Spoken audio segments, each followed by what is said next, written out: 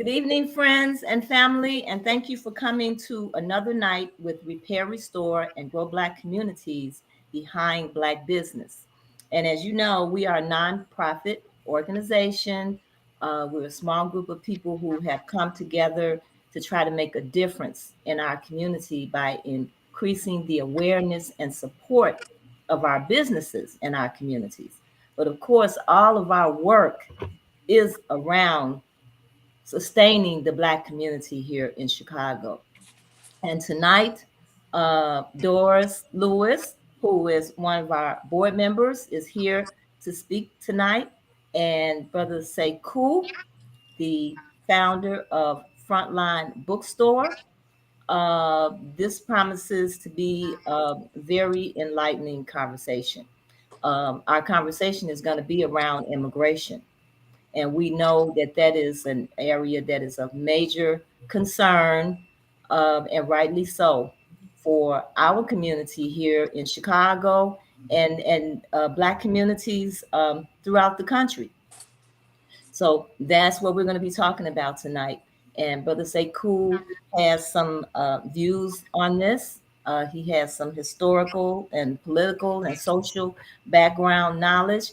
And Doris has been out here on the front line fighting and addressing this issue because of the impact that it's having even on the very community that she lives in right now. So that's going to be our discussion. And as you know, we support our businesses, family, because we know that our Black businesses have the ability to help circulate dollars in our community. We have other communities that are thriving. One of the reasons Chinatown is doing so well is because their businesses are flourishing. Their population is increasing.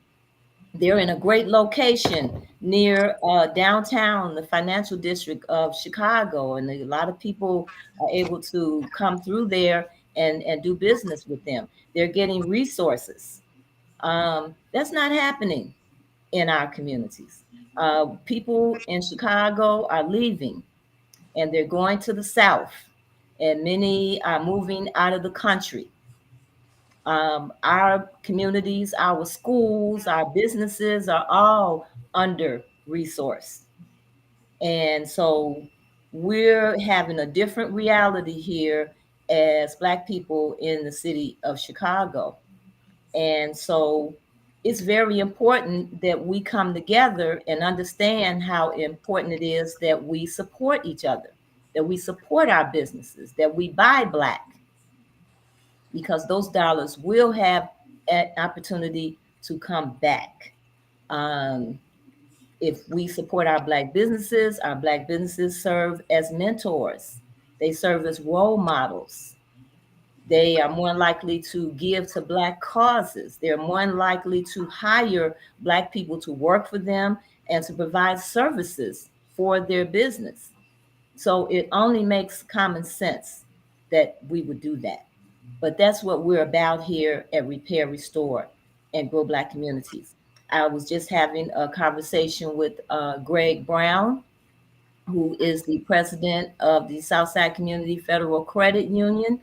And we were having a conversation about those people who appear to have some influence in our communities, and they're not opening up accounts at his bank.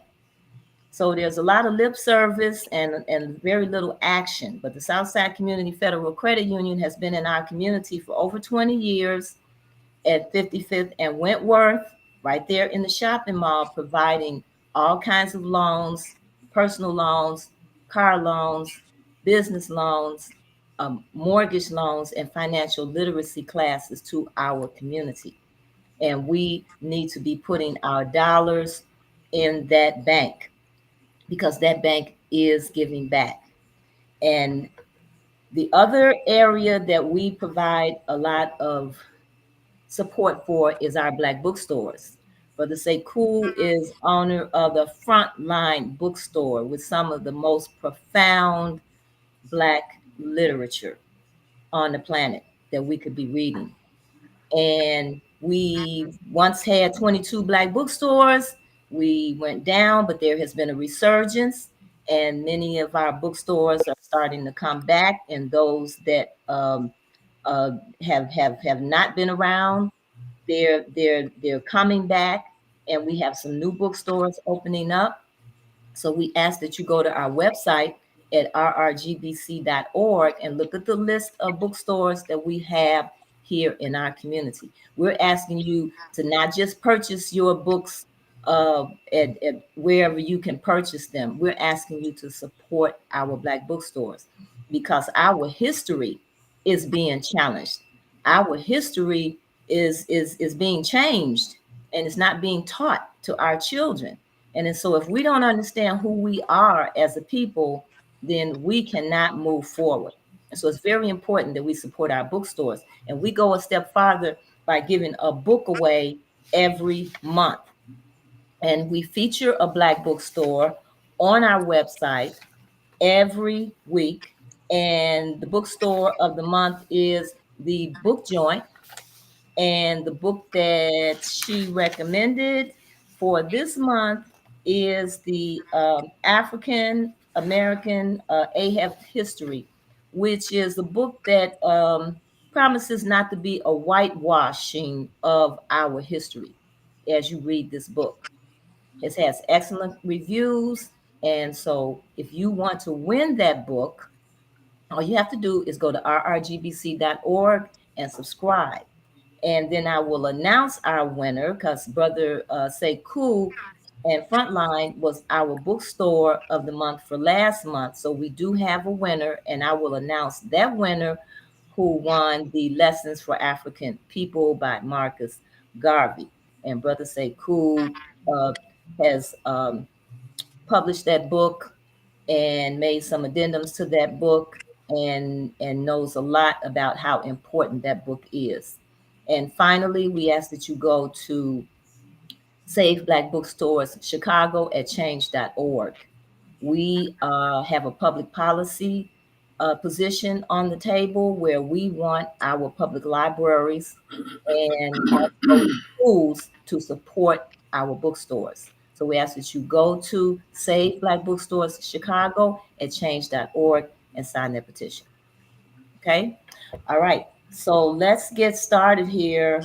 The conversation is around immigration. And anybody that's watching the news or listening to the radio or even looking and paying attention to what's going on in your community know that there's an immigration issue and concern, and we need to have a better understanding, or at least have some more ideas on the table about what's going on. So, Doris, Sekou can go first. you want to let Sekou go first? Yeah. Okay, Sekou.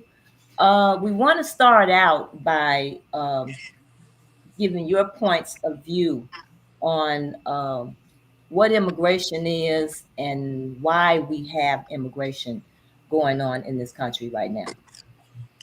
Well, immigration is a matter of people moving from various points, geographical points, in search of a better standard of living. Most likely, most times, it could mean immigration could mean internally. So you could have internal immigration. That means if have people moving, let us say from every a place like Evanston, which is part of Illinois, not too far outside of Chicago, to come to Chicago. Or you might have people moving from Chicago to go to Evanston. You may have people leaving New York to come to Chicago. You may have people leaving from Chicago to go to Florida. So that is what we may call internal immigration. But when you talk about external immigration now, you talk about immigration that people coming from other countries coming in to another country, seeking a better standard of living, a better improvement of life, and so on. And that is because what is happening in that country or those countries, um, there probably be lack of unemployment, and people looking for a better way of standard of living for themselves and for their families.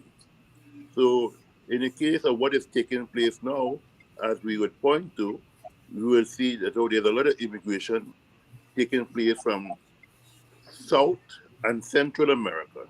Uh, and we could specifically say places like Venezuela, Mexico, which Mexico is right on the border of what do you call the United States.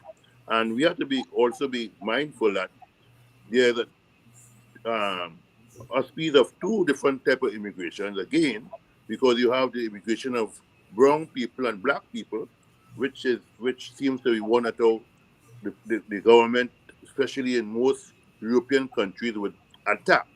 But when it comes to European immigration, that there is an open, seems to be a more open policy. So that is to say, example, if we were bringing in immigrants from Eastern Europe, Western Europe, and so on, the level of pushback against that is very minimum. But the pushback against immigrants coming in from Venezuela, Mexico, Costa Rica, and so on, then there's an issue. With So why is there a pushback? the pushback is because they would like to keep America, would like to keep the country lily white, or that is the whole idea. We want to keep the country because remember, this country was built on what we'll call theft and robbing and robbing other people of their lands. The native people who were here, they were pushed out. Although they embrace embrace the early colonizers who came here, they were eventually pushed out of their land. Their land was taken away from them. They were robbed of their land. And this is the case in most European countries, where if you look at Australia, a similar pattern. You look at New Zealand, similar pattern. You look at Canada, similar pattern. You look at what's going on in Israel now, similar pattern, right? So this is a common pattern that the white settlers would come in and push you out. So now that how they control the country, by force, by gun at gunpoint. That is how they got this land at gunpoint from the natives. No, they want to make sure to keep it in a particular way. They don't want to tarnish it with brown people. They don't want to tarnish it with more black people coming from the Caribbean or Africa and so on, or even coming from South and Central America. So that is one of the things we have to look at. The mere fact, for instance, we have a lot of immigrants coming in from Venezuela. But one of the reasons why immigrants is coming in from Venezuela, we do not look at the fact that the government of America, government of the United States of America, right, you remember from time has separated itself from what we now know as America. Because America or the Americas consist of what they call Central America, or what they call South America. But it was one America. There was no separation. It was one America because once you could drive from Guyana, which is in South America. You could drive from Venezuela. You could drive from Costa Rica. You could drive from Panama, and you could find yourself here in North America, in what you call the United States of America. So it was one America, right? Um, but the Europeans who settled themselves here, they they decided to divide it and call it this part of where we live now, inhabit. They call it the United States of America, which consists of 52 states, I think, or 51 states. So basically, that is how the whole thing is confederated. But when we look at the reality, for instance, one of the chief opponents of immigrants coming from the Caribbean, coming from South and Central America, coming from Africa, is the former president, right? Yet his people originally came from Germany, right? That the former president is Donald Trump, right? And so if you look at even the current president, his people came from Ireland, right? So which are all white countries. So you look at the whole idea of race of immigration is also built on racism, because the laws that is set up for the immigrant laws is all racist construct against um, brown and black people, but pro white people. Okay. Doris? Well, historically speaking, he's correct. But immigration has always been one of the biggest threats to the Black community in America. If we go back to the late 1800s, early 1900s, Frederick Douglass, W.B. Du Bois, Marcus Garvey, they all spoke out against immigration because it was a threat to the Black community. And when they first started to bring the Europeans in here, Blacks who migrated, and this is my definition of migrant, a person who goes from one place to another in his or her own country. And during the Great Migration, when blacks, after the Civil War, when blacks started migrating from the South to the North, and they went to places like New York on that East Coast, they went there primarily to get jobs because employment in the South was almost non-existent. So they went to the north to get jobs. And then when they started to bring the Europeans, especially in Pennsylvania and some of these steel mill countries, when they brought the Europeans in, blacks who had settled in those various cities and towns in the north and on the East Coast, they were displaced. They were knocked out of jobs and they were displaced. And in some of those areas, they had built towns. And because of the immigration, the Croatians, the Irish, the Italians, the white Jews, and others, because of that immigration policy during that time, they came into this country and they displaced black workers. And as I said, in some of those areas, they built towns. They built an economy. But when the Europeans started to come in and started to take over those jobs, and they did literally take those jobs from black men and women, and some of the corporations and the businesses that they were working for, they said to those business owners, if you continue to hire blacks, then we are going to walk off this job. In other words, they were going to be disrupted, and they were. So just as immigration was a threat to the black community in the late 1800s, early 1900s, immigration is a threat to the black community today, because the purpose of immigration now, and this is being done by the Democratic Party under Joe Biden. I don't care what they say about Trump. Trump is not one of my favorite people. But the reality of what we're experiencing now is that the Democratic Party, under the leadership of Joe Biden, is bringing foreigners from around the world, Africa, Asia, Venezuela, Mexico, Ukraine, from around the world. They're bringing these people in here, and right now, most of them who are coming in here, the Venezuelans. Now, the Ukrainians, they're already here. The ones who have education, they flew them in here, but everybody else that's coming in here, they're coming in here via Mexico and some other parts of South America. But that being said, they are being brought in here to replace us because the Democratic Party is losing the black vote. And it's evident in this last election out there in South Carolina. They keep saying Joe Biden got 97% of the vote. Oh, a black votes. Well, maybe he did, but it was 131,000 registered voters, and only 4% of those people voted. So what is 4% of 131,000? So whereas when Obama ran, it was like 16 or 17%. So black people are very dissatisfied with Joe Biden, and black people are very dissatisfied with the Democratic Party because we have not gotten any tangibles from the Democratic Party. All we have gotten are symbols. Dr. King's holiday, or a stamp for what's the one, John Lewis, or a stamp for Ida B. Wells, those kinds of symbolic things, but we have not gotten tangibles. Black folks put Joe Biden in.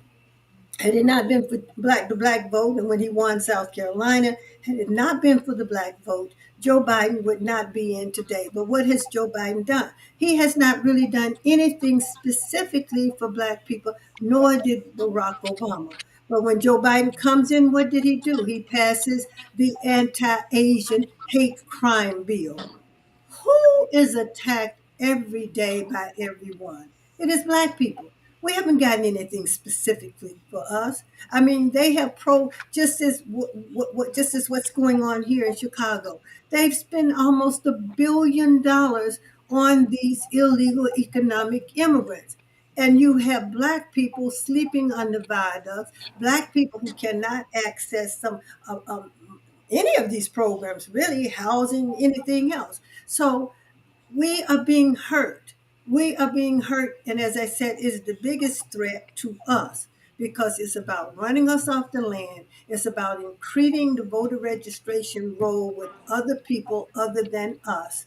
And, they're talking about giving them permits. They've been having private job fairs for these people. When you have some areas in the black community in Chicago, you have 50% unemployment. So there is no need for America to be bringing anyone in here because you have enough people in this country to fill any job that they need to be filled. But if you don't educate them, if you don't train them, if don't have trades for people to go into, then it's going to be what it is. And right now, we are hurting the most. We're suffering. So I'm really not concerned about anybody else but black people.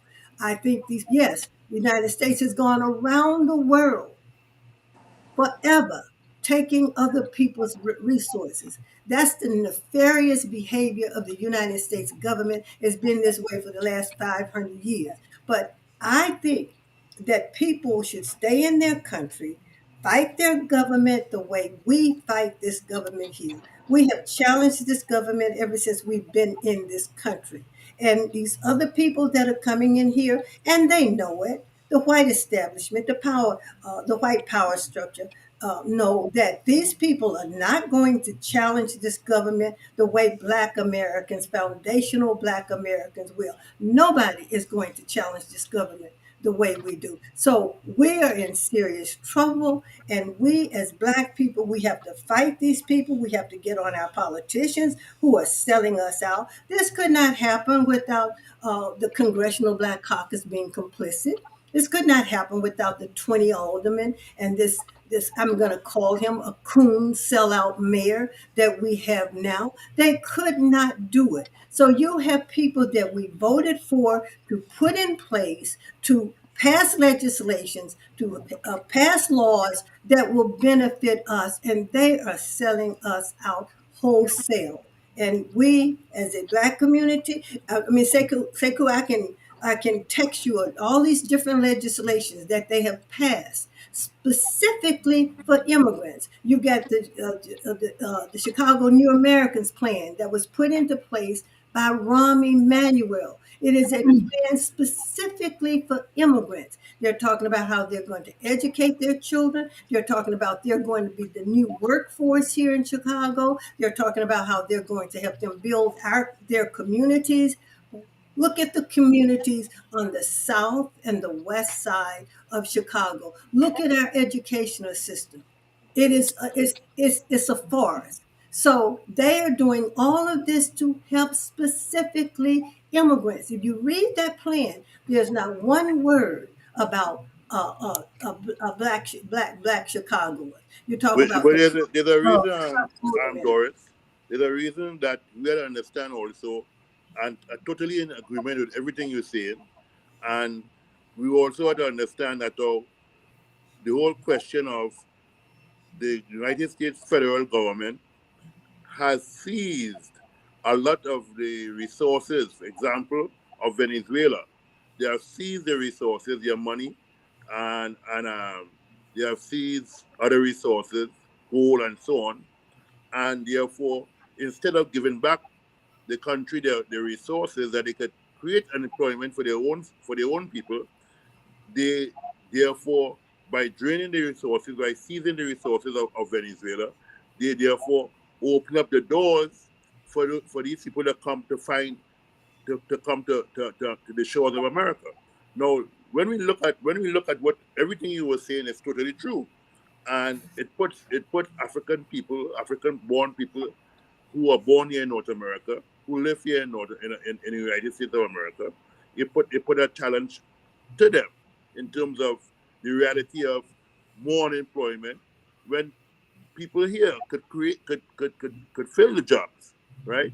People here could black people here, whether it's south side, north side, west side, etc., all could fill the jobs that are available, but they want to make sure and push the African American community out of because one thing the Democratic Party is doing is ensuring that when they bring these immigrants, they're not going to probably preparing for war, and they also, in terms of preparing for war, they want to make sure that these people, they're going to give them probably citizenship, residency, etc. So they now would now be the ones who going to fight for America in some of these imperialist wars that has been created, whether it's in the middle so-called Middle East, whether it's in Europe and so on, and they know that how most of the white citizens here are not equipped to join the military. They know the military recruitment here in the United States is down on a large scale. So what they're doing is bringing in these people from South and Central America, more so, and Europe, to be act as cannon fodder because a lot of the young white people, they're not gonna join the army. In fact, the requirements, they're unable to join the army because most of them are obese. This country has a big obese problem. So yes, unemployment unemployment, they are filling the hole between Chicago and New York. They are filling these all the employment places with these immigrants who are coming in, and and I believe that our charity begins at home. My mother used to always tell us that charity begins at home. Well, you know And what? We're Can I make a comment here too, in response to what Doris was saying? That when you look at what is being done to other countries, what they're going out to other countries, and the way they're treating those people and taking their resources, the same thing happens to Black people here in America. Mhm, Our teachers got put mhm. out of their jobs. Our schools, our children are being undereducated, miseducated, resources taken out of the schools. You have people who can't get sustainable work. And when you bring the immigrants here, it's like most every immigrant community is allowed to flourish. And I mentioned Chinatown earlier. Chinatown has grown, tremendously in terms of the population. Their banks are flourishing, their businesses are flourishing, and no pushback. But the moment Black people in America begin to do the same thing, there is pushback. Nobody wants us to come together, try to set up banks. I was talking to Mr. Brown, and he said he tried to create a banking coalition, and he got pushback against it. And so, anytime, and a lot of people look at Black people here in America and they think some kind of way about us because we're here in America, but we're suffering the same way that other people are suffering in their own country. We get it right here. You know, and we have every racial and ethnic group that is in this country to come to this country, they have been provided the resources that they need to make it. Look at this issue here in Chicago. They are giving these people everything they need to succeed. They do not even arrest these people when there is crime committed by these people. And it's a lot of crime being committed by them. I was told that it was sent down from, well, there was a commander on the South Side back here a few months ago. He had a meeting in the community, and he said that they had been told to stand down. They cannot even arrest these people. This is unheard of when it comes to us. What we have got to fully understand is that this is about removing us. And Dr. Claude Anderson has been writing about this, been talking about this for the last 25 years or more. Minister Farrakhan has been doing the same thing. It is to remove Black Americans. And if they get Chicago, we can just about hang it up because they're aiming for this city. They're aiming and they're doing, and as I said earlier, you have Black politicians, you have Black religious leaders, you have Black educators, you have Black business people. They're all participating in this nefarious plot to undermine us, to do away with us. Our children will not have a future. I'm involved because of the children. If you're talking about educating the immigrants, what about Black children? What about foundational Black Americans? What kind of future are they going to have? It's a dismal picture to me right now. So I'm not concerned about those people. I know this government, the United States government of America, is the most evil government that you could ever read about in history. It is evil. What Biden is doing is evil. This racism, this white supremacy, it's all about white dominance, white supremacy, and them staying in power, and they will do anything to do it. And I find consolation in when I get so upset, I say, well, you know what? A race of people that will enslave you will do anything to you. And the sad part and the hurtful thing to me right now is we have no one fighting for us. With the group that I've been working with, Sekou, we've been trying to find a lawyer to help represent us. We have not even been able to find a lawyer, and don't even talk to the Black lawyers because it's a violation of the 14th Amendment. What is going on in this country is treason.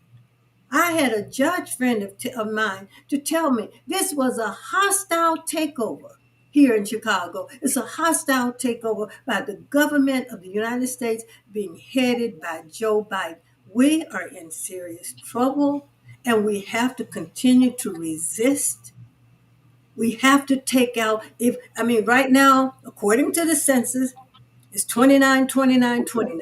That's our population. We about a 1 point or 1/10 of a point higher than the Spanish speaking community. That's where we are right now, according to the 2020 census. Now, who knows what it's going to be 6 months from now? With the way they're going, and they're talking about giving these people a license, they're talking about giving them a permit, and they're talking about making them citizens. You're talking about giving them residency and citizenship. I mean Absolutely. that is the hard reality.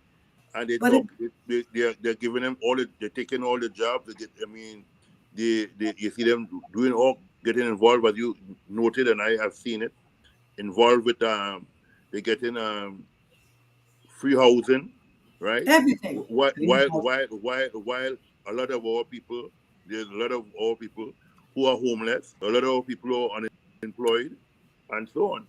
So at the end of the day, you know, we have to push back and We have have to put a cry out and make it a demand for our people and for our youths and and for our community, because at the end of the day, we're gonna be the ones African Americans gonna be displaced from from whether it's Chicago, whether it's New York, whether it's California. At the end of Absolutely. the day, we are going to be the ones displaced. So we have to stand up and make our voice be heard in this whole thing. And yes, is a great effort going on based from all those in offices, whether it's the alderman, whether it's the Senate, whether it's the Congress. They all are part of this plan Oh, to make sure and push um, African American black people against the wall. It's real, and it's real. It's facing us every day. yeah, every day. And you know what? These people don't like us. I was told, we've been told by some of the parents of our little black boys and girls who are in these schools, and these Spanish speaking people who are in these schools, the children, they're calling our kids nigger monkeys. Because they So think they themselves think they are white, they've and been they teach taught them that. Yeah, they've before been they even taught reach to America. that. Before they even Absolutely. reach to America, Hmm. they put the holy question of to ensure that we are different to them, and Yeah, they must not they must and even the black ones who are coming in, they absolutely. push the idea that they Mhm. must not mingle with the people who are here, the This black is people what who are the here. African people are taught. Yeah, they're Yeah, taught that. that's always taught that. They've been all, and you know what? And we have made it possible for every racial group, white, black, Mexican, Venezuelan, wherever you, Croatian, wherever you're from, we made it possible for you to come here. No one has had the decency to say thank you. I'm reading about Dearborn, Michigan, all Arabs. They run Dearborn, Michigan. Everything, the political system, the economic system, the educational system, and black folks are almost literally slaves to them. Well, they push Well, them it's out. not. They are the store owners, they are the shop owners. They own all the shops in Michigan. From where they go to Detroit, where they go to, and basically they control they own all the Arabs are the ones who own all these stores. And And see, that's because we have been deemed as the consumers. We are but being looked they get at as money when we're they the come into this because they country. They trying get to money. create a Africa town That's right. in Detroit, and it was the Greeks and the Arabs. They protested. You know, they obviously won, but it's like for us to elevate ourselves as a people in this country, it's at the demise of other people because But everyone has gained a leg up off of our backs, off of our but dollars. if it have a Chinatown, it should be able to have an African American town. If it have a Chinatown in Chicago, what about the African American town? Similarly all across America, because we are entitled to it just as anybody else to be able to create it. So our businessmen, our business people, need to get support from those in office and so on. I mean, we basically have to probably demand. You know, we can't. We have to stand up openly and demand it, because they're not going to give it to us like that, because they don't give black people anything easily. We had to fight. We had to fight every inch of the way to get whatever we want, and Yeah, that's just yeah. our reality. And the danger of where we are now, somewhere we dropped the ball because we thought we had made it. And we did not continue to teach the children about the revolution. We did not continue to teach the children about racism. We did not continue to teach the children about white supremacy. And the only thing that I see that is powerful for us, we are already in segregated communities. This mindset of ours have got to change. And if it doesn't change, it's going to be to our demise. People have become extinct. I mean, we're gonna have to I don't collectively see it coming together because we're all over the place. We're Well, the all over. reality of it is they have destroyed the black middle class. The black middle class is basically, we know, in a state where is now haves and have nots, right? because you see what they did with the teachers. They basically they got rid of a whole lot of teachers and replaced them with young with young people who were not who were not had the experience of of some of their older teachers. So And, it's the same and thing. say cool to today, they do not have enough staff in these schools to teach our children. They Well, do one not thing, have enough. They do not have enough teachers. They do not have enough aides in the classroom. You have substitute teachers. Some students have a substitute teachers for the whole year. and about 20, They 25 don't have years enough ago, people. the teacher But that is population, that is very sad because we have qualified African Americans right here in the city that could do the job and who are Mhm. willing to do the job, but they prefer to they don't want to pay them what is necessary. They rather bring in young students, young graduates, and pay them um, less money, right? And those experienced teachers they push them out and force them into retirement. but and see that was a part of the plan too. And this again, we elect people to represent us to watch those kinds of moves. There were 20 aldermen down there when Rahm Emanuel closed over 100 schools. He didn't get any resistance from the black aldermen. None whatsoever. So just as they've gotten rid of the teachers, the lawyers are going to be next. I mean, most of the lawyers, most of the black lawyers, clients are black. The Well, I'm looking at what just happened here over at University of Chicago yeah, Hospital. yeah. They laid off 180 workers and offered them severance packages. And I wonder how many of those were black. They're not coming back, and I don't know how many were black. They said that these people are not face-to-face employees with the patients, but still, it takes a lot to run a hospital, Mhm. and so Yeah, I'm not sure. I am pretty sure that most of these workers would be black because at the end of the day, I would agree we, to. we, I would agree. I would And agree. then yeah, you don't know how long have they been there. That's So another it question. Are so they losing are they losing benefits? You it's a know, yeah, it's a trickle down effect. So we don't have a choice. We don't have a choice but to regroup and change this paradigm because we are going down.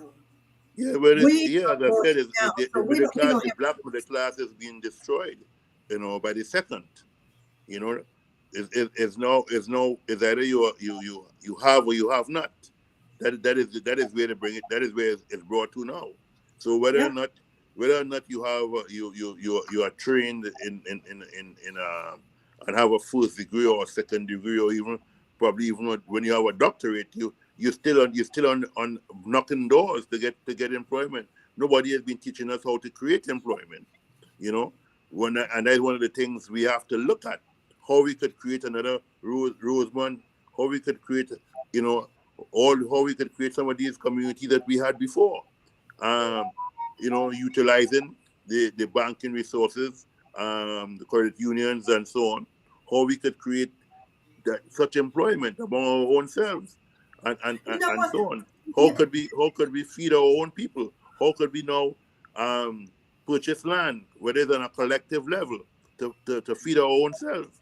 Because you, we depending on other people to feed us, right, and so on. right. And these people coming in is not going to help us because they they poison their mind from on the borders and even before they reach to let them know do not mess and mix with black people here in America. I'm telling That you. is that is just how it is, right? I mean, But right here in Hyde Park, Sekou, these people, they're as as poor as they are. This attitude that they have towards black people is one of arrogance. I mean, they walk up to you here in Hyde Park and ask you for money, and if you don't give them money, they get an attitude. I encountered that I yesterday. I I experienced that. encountered I it yesterday. experienced it at the gas station in Hyde Park about 2 months ago, right? And I mean, they walk up to you and they ask you if you have to give them money, and so on, and you realize that they are those who are just recently coming in, right? But these people are coming in, they're getting food stamps. They're getting They're food getting stamps. everything. They're getting They're getting everything. everything that is afforded that they're gonna get, and also the fact that our people here are not getting anything. Look how they're treating the seniors. They expect the seniors to get giving them minimal money to take care of them. They don't have no proper housing, no heat, and so on. Yet they're gonna bring in these people, put them up in the hotels, right? Give them housing. Charity. What about charity? Charity begins at home. When are we gonna learn that? Sekou at the Lakeshore Hotel used to be 50th on the lake back in the day. There are about 600 of Venezuelans and Mexicans over there in this hotel. I Their heard. I heard. Oh, it their rent, started out with 300. It's yeah, and 600 now. now it's about 600 over there. Their rent is being And then what paid. about all the tents and things you see around Their town? Sekou, their rent is being paid. They get 3 meals a day. They don't even have to make their beds. They have cleaning service over there. They don't have to do anything. So They people are making money. money. They're People making are money. making people here in They're America are making making money. money And, and, from and, the and government. and these people are not And working. These are young military age men standing around doing absolutely Because nothing. Biden have a plan to recruit He them has for a the plan. military to send them to war. Yeah, but what we must understand that in addition to that, they are here to remove us. And Yeah. I don't think the majority of Black people have conceptualized that. I don't think they have accepted this because you have religious leaders telling Black people, you're going to have to sacrifice. I'm going to sacrifice for somebody from around the world to come here, who are being brought here, allowed to come in here for the specific purpose of displacing me. There are 64,400 homeless people in Chicago. 53% of them are Black. And let's not just talk about the homeless, but Black people who have homes, who are losing their homes to taxes, who can barely stay in their homes. So everybody in Chicago, they're not homeless, but they're on the verge of losing their They're home. on the verge of being homeless. They're on the Where verge of where being homeless. where these people they were sitting back and waiting for them to place them which they're already in our community. They just took over an apartment building that's owned by some white boy at 79th and Essex. They have literally moved these people into this place, and the residents have been fighting it. But it's just not. I mean, people are doing things, but it's just not enough. But we're going to have to focus on going forward. If we still have any kind of political power or leverage in this city, we've got to move these Black politicians out of office and run as a Republican, run as any. I would never vote for the Democratic Party. I've been voting for the Democratic Party all my life. I will never vote for them again. And so we're looking for candidates to run as Republicans, not because we love the Republican Party, but we're going to run people as Republicans, but they're going to have to accept the agenda that we present to them. And we have two agendas. Number one, we want a new Americans plan for Black Americans here in Chicago. And we have a contract with Black Chicago 2023. So if we're 30% of the population, we're saying we want 30% of all of these government jobs, from the police department, the Chicago Public Schools, the fire department, on down the line.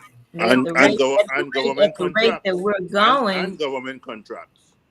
And government government procurement, contract. government contracts, yeah. But at the rate that we're going with these people, more of these people coming into, especially Chicago, more of these people coming into Chicago and more Black people leaving, how long will we be 30%?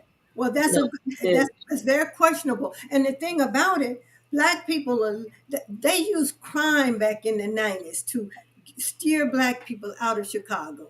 I mean, over there in the Robert Taylor homes, what, you had about 5% or 10% of the people acting a fool over there. They could have caught them if they want to. We keep falling for this okey doke, this trick this white man presents to us. We keep falling for that. And you go out to the southern suburbs, what's out there? Black folks don't own anything. Mhm. You don't have any political power. They don't go out there and build any businesses or build a political base. You might as well have stayed in Chicago. You're going to Texas. What's in Texas? You don't have no political power in Texas. More racism is in Texas. Well, More I racism. mean, you don't have anything. So we've got to start thinking strategically, and we cannot rely on this so-called leadership. I don't. I call. Well, I call. we gotta take power in our own hands, and Yeah. So the So we have to demand how do we do that, both Sekou? economic and political power. So how do we actually do that? Because we constantly say we need to come together. We Well, constantly say that this you is what do we need to do. we So do how do you we do begin to do you that? do as you said, as we had this discussion yesterday, Denise, people are doing things we're just not connected. So Hmm. we've got to find a way to connect, to So connect. that means we have to find a way how to organize, how to bring the organizations together, Yeah. and that is where probably organizations like NBOF, um, and so on, the National United Front. That is where organization like that probably comes in, because so that organization could probably galvanize some the other organizations who are trying to do something. So in But terms of that is a difficult thing to do. That is our challenge. That is our dilemma. How do you get I our, think our what has groups and happened. organizations to come together? I think what has been detrimental to us. We have been conditioned to look to leadership. Whereas in other communities, the community comes together. You don't know who the leader is in the Asian community. You don't know who the leader is in the white community. You don't know who the leader is in Little Village.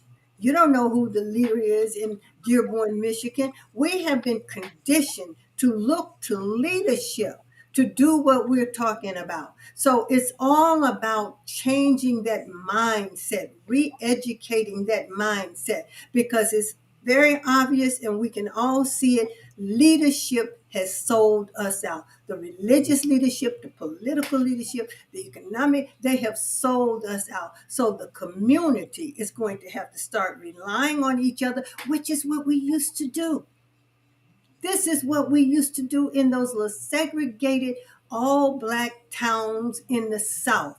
And We, entrepreneurship yeah, entrepreneurship. The really black, needs to step forward. yeah, but You know, they have not stepped forward. people starting their own You businesses. lost him? Let me see what happened. Hey, okay. Okay, there you are, Yeah, Sekou. yeah. Yeah, I mean, entrepreneurship. I mean, Mhm. this is where a lot of people who come here have had to do. This is what they've had to do to survive. And I am hearing more young people start to speak of this. You know, they're looking for a different way of making their way in life. You I know, don't think and they have not a choice. I don't think there's a choice. Don't have a choice. You're right. They don't have a they choice. I don't. don't And think you there's know a something. choice, because at And the you end of know the day, something else we got to start doing. We've got to start having the conversation with black people. Stay out of these Asian stores. We've got to be willing to sacrifice in order to save ourselves.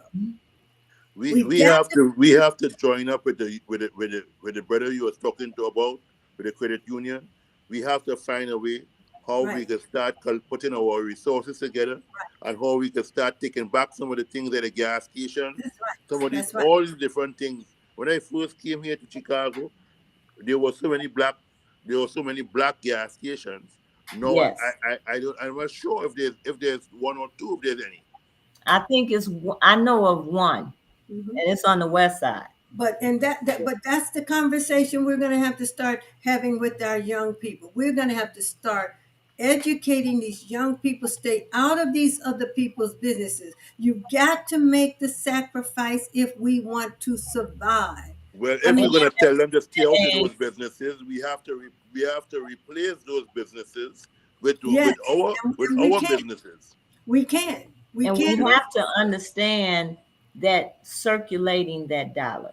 We have to conceptualize what Circulate. that actually means. If I'm spending my money with you, say cool, if I'm buying your books, what does that mean to me? How does that that's what we it have to means that really all the money that conceptualize. is circulated in our community, we must find a way now how to make it stay in our community Mhm. in a longer duration, Because because the the biggest money in our problem is community doesn't stay in our community too long. And, that's the biggest problem is lack of and resources. you know what they're doing too, Sekou? That's why it's so important that we be careful about what we say when we get on these airwaves. Black people don't want to work. The Then that's not true. immigrants are coming Black in people here. build They're this saying, country. "You're Black lazy. people You don't build want this to work." country, whether it was in the South or whether it's here in the North, is black people. So if black people were lazy, there wouldn't have been no industrial It wouldn't be revolution. a country. But see, they don't There know the wouldn't have been an history. industrial revolution because it was the They, black people they don't know cut the history, tobacco, Sekou, who grow and they're tobacco, not who cut concerned about cotton. the history. But we have to be careful about black people don't want to work. I'm hearing them say that a lot. Well, I Black think people. the other side of that coin is, are you working and are you making enough money? Are you making a livable wage? Nobody is making enough money, Denise. No. The reality of it, nobody is making enough money because Hmm. the reality of it is that the economy is in dumps. They are massaging the economy. They are massaging the statistics to show that though that they are that the economy or unemployment is down. But the reality of it is that is not the case. I Now, mean, The reality of Say cool. Explain. You mentioned earlier that this country is needing to go to war. Why is that significant? well, it's significant because the the Biden administration is pushing for war on all different fronts. As you see, they are supporting, pumping over $10 billion a day into what is going on with the Gaza conflict in Israel, right? With the Palestinians, right? Whether or not you know, the Palestinians have been always been in this country been racist towards black people, but at the end of the day, we are always supportive of other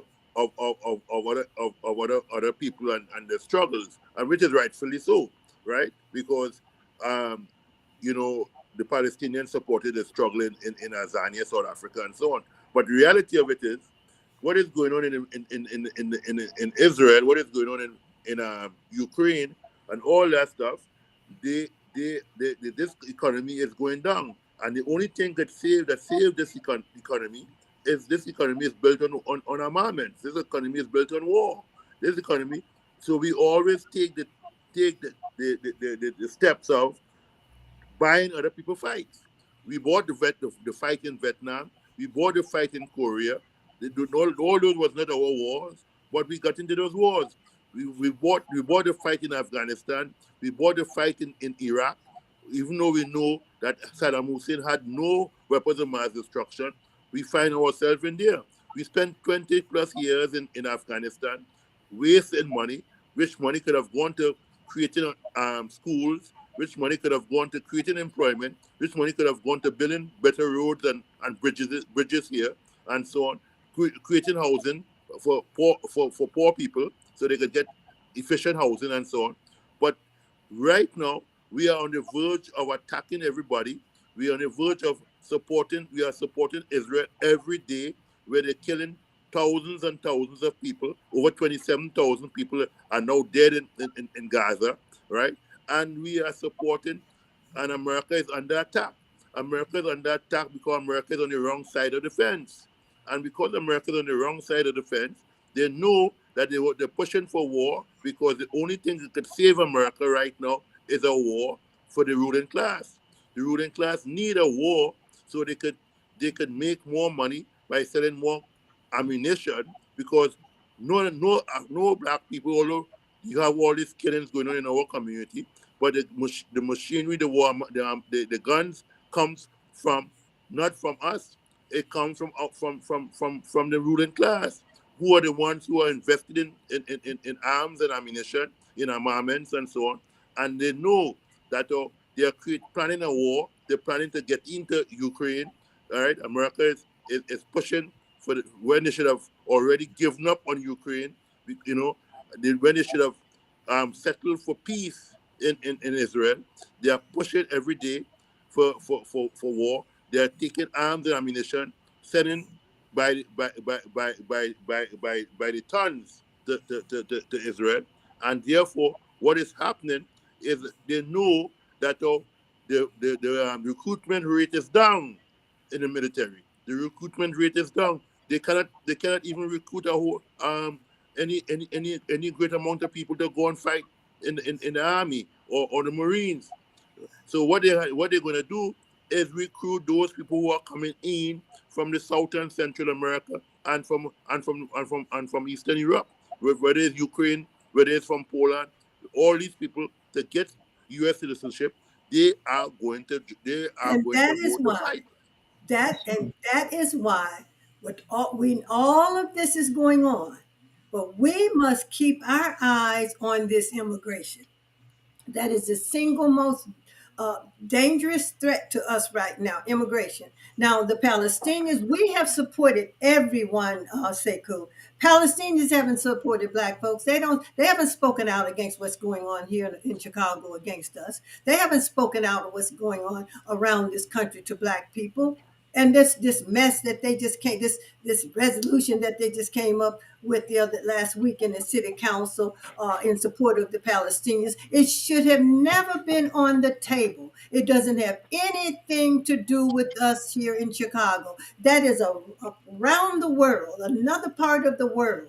That was a diversion. It should have never happened. If you want to help the Palestinians, go over there and join Hamas. You never hear them talking about the black Palestinians. You never hear them talk about the African men that are behind barbed wires over there in Israel. You never hear about black folks over there from on the Israeli side. But they are black folks. Black folks were the first set of people to inhabit Israel. Black folks were the first set of people who were there thousands and thousands of years ago. Absolutely, but I'm Right. talking about the ones that have come out of uh, um, Of subs, Ethiopia. Of Ethiopia. Ethiopia and Yeah. But not they are killing them by the Ethiopia and some degrees. other part. I can't think of the names of the countries right now, but they've Even come from other parts of Africa. even the African Americans who came from here, from what we know as the Hebrew Israelite, those people on 75th Street, Yeah, yeah. right? They are Well, just they in just Sudan, it's a just lot of them Israel are have from just Sudan arranged over there too. to deport about 40 or 50 of them from Israel. Yeah, Oh, but they've you always you, deported you, them. you never hear anything about black Palestinians. They were there before anybody. They're The still there. black But Palestinians are them are marginalized. yeah, Well, I know. I know. that's everywhere.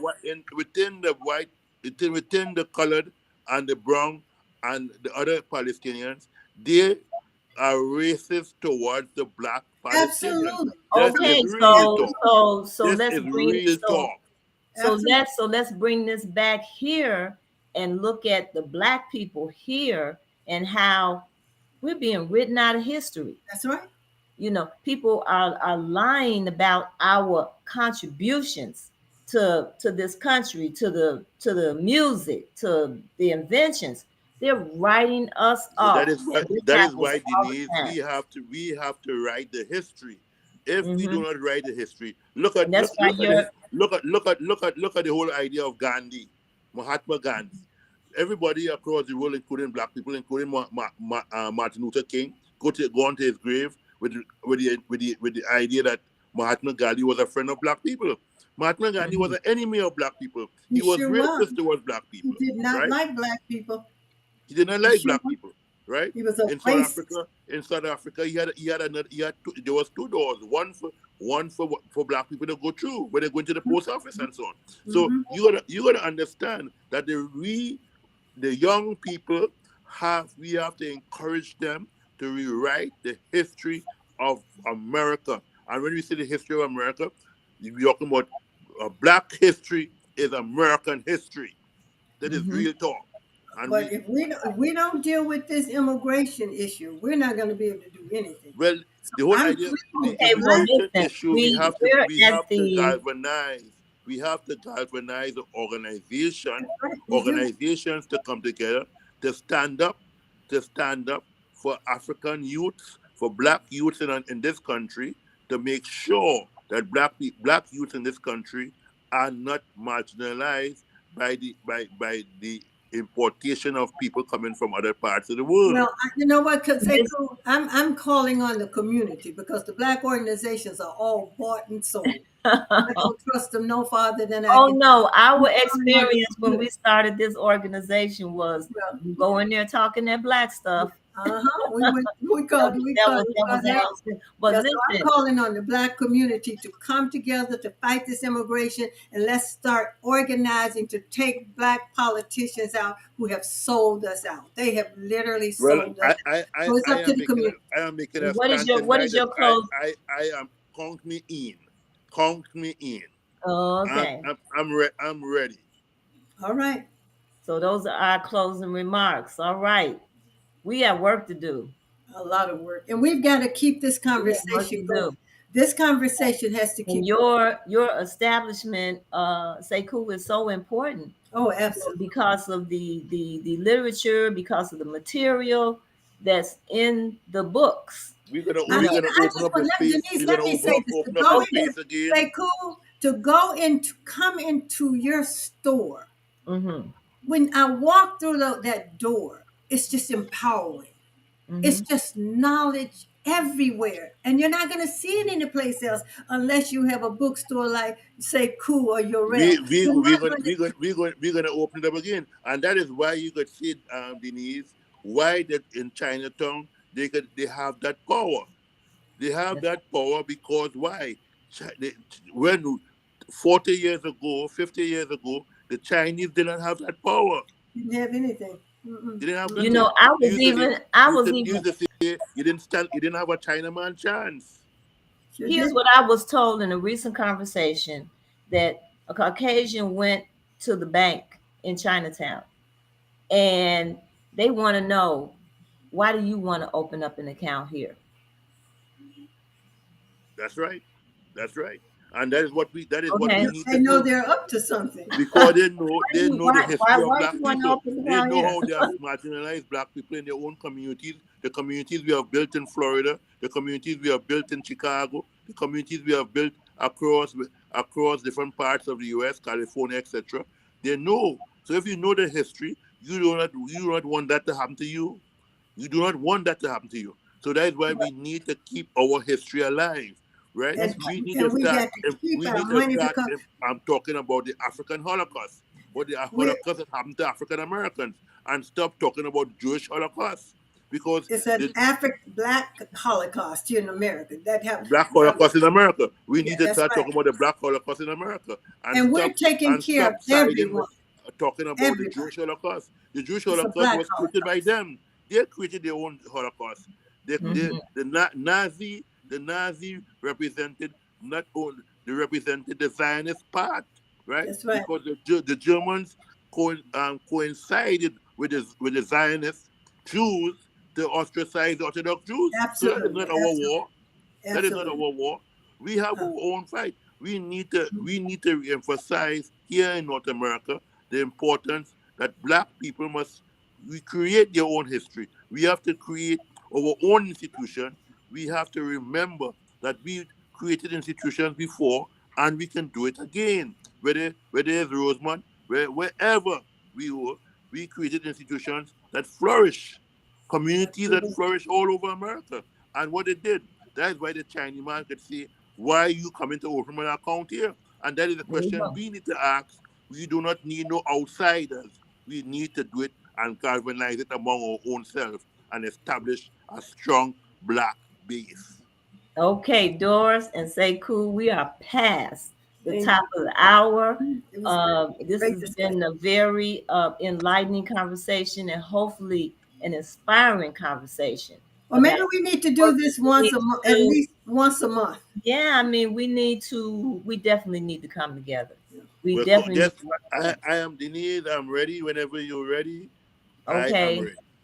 All right. I am ready to I want to continue the I conversation. want to I I'm ready. want to I'm ready thank. to put our efforts together to help to galvanize our community, especially the young black people, so Mhm. we could establish new bases, new fronts, new institutions, and so on, and create more employment for because if we don't create employment, they are not going to create employment for our young people. And our children will Right. not have a future. Absolutely. So, family, um, I hope you learned something tonight. I hope Oh, you Denise, may I say learned something? something tonight. Denise, Yes, uh, Doris. Right. if you want to have a real good understanding of immigration, this book is called Back of the Hiring Line.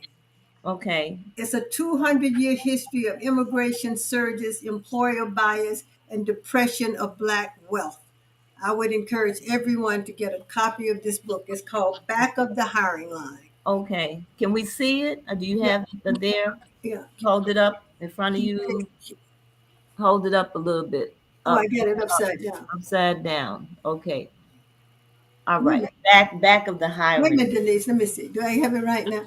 Back of the Back of the either way it's showing backwards. back of back of Okay. the hiring line. That's Back the of the name of the hiring book. line. Yeah, By who? What is the author's name? it's Roy Beck. Roy Roy Beck. Beck. It's a Okay. historical analysis of immigration and how it's impacted Black Americans. Okay. Thanks, Sekou. Good to So see yeah, you. Good to see you immigration has too. Good had to an see you too, Doris. impact, Hope to see you again soon. Okay. Okay. yeah, All right. immigration has had an impact on a number of groups, even not just black people. When they brought other people over here, white people have been impacted by it. And so it is a But phenomenon Well, we're that not concerned impacts. about the white it people. hasn't. But it We're not hasn't. It concerned about the hasn't. white It people. hasn't No, I get impacted that, them but like Black Americans. it is a phenomenon that can negatively impact a people that are But already it there hasn't in the country. impacted anyone the way it's impacted Black No, Americans. nothing has impacted anything No, that has not. impacted us. So Okay. anyway, our winner for the book was Idella Blackwood, and she won Lessons to African People, as selected by Brother Sekou from last month's book giveaway. So I'll be contacting you and getting with Miss So Blackwood just to send me receive her copies. address so we could forward it to her whenever you're ready. Absolutely, absolutely. And remember, go to rrgbc.org. You can watch this podcast and our other podcasts over again. You go to our donation page. You can make a donation to help us to continue to do the work that we're doing. And you can see the bookstores that we have.